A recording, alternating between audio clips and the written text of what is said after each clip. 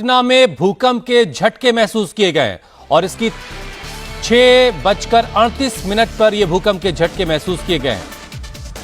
तो बड़ी खबर इस वक्त की, पटना में भूकंप के झटके महसूस हुए हैं और सुबह 6:38 पर यह भूकंप के झटके महसूस किए गए। इसकी तीव्रता कितनी थी ये भी बस हम आपको फौरन बताएंगे, और इसका केंद्र कहां था और क्या किसी तरह का कोई नुकसान हुआ है, इन तमाम सवालों के जवाब इंडिया टीवी पर फौरन ही आपको मिलेंगे। लेकिन फिलहाल ये बड़ी खबर, 6:38 पर पटना में भूकंप के झटके महसूस किए गए हैं।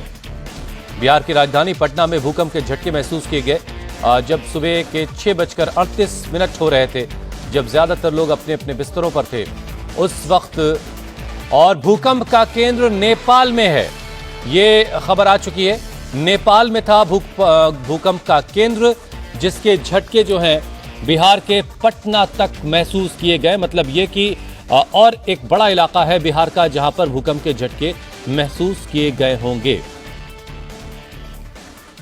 नेपाल में केंद्र रहा, सुबह 6:38 पर भूकंप के झटके महसूस किए गए हैं।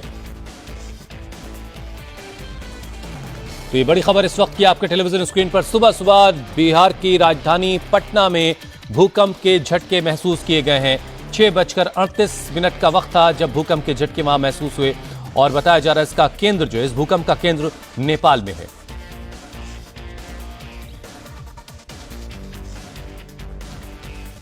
एक हिमालयन देश होने के नाते नेपाल में अक्सर इस तरह के भूकंप के झटके आते रहते हैं।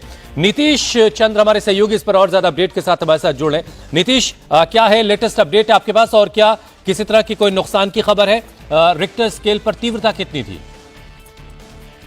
देखिए, अभी थोड़ी देर पहले भूकंप का झटका महसूस किया गया है और बिहार के अलग अलग जिलों से खबरें आ रही हैं। खुद पटना में मैंने महसूस किया है भूकंप का झटका। लगभग 6:37-38 के आसपास ये झटका आया और इसकी तीव्रता बहुत ज्यादा तो नहीं थी, लेकिन इसका ड्यूरेशन काफी लंबा था।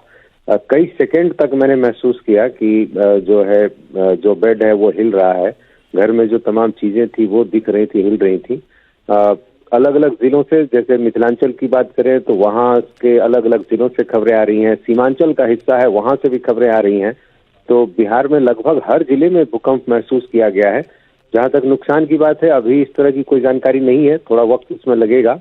बहुत संभव है चलिए थोड़ा इंतजार के बाद तस्वीर और साफ हो पाएगी कि नेपाल में इस भूकंप का केंद्र था और उसकी वजह से बिहार का एक बड़ा हिस्सा प्रभावित हुआ है और पटना में भूकंप के झटके महसूस हुए। जैसा नीतीश बता रहे कि काफी देर तक भूकंप के झटके महसूस किए गए हैं।